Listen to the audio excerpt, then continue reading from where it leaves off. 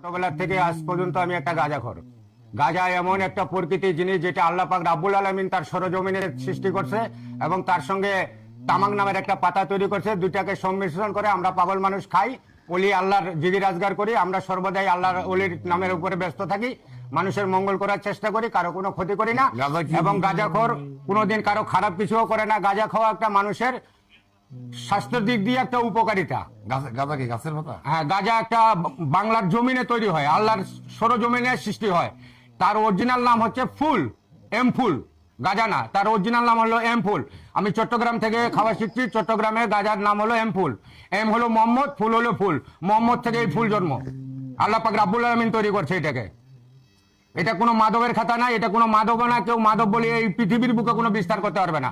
এবং এই পৃথিবীর বুকে বড় বড় দেশের মধ্যে 8টা দেশে এই গাঁজাকে সম্পূর্ণরূপে একদম ক্লিয়ারেন্স দেওয়া আছে, ওষুধ হিসাবে মানুষ সেবন করবে।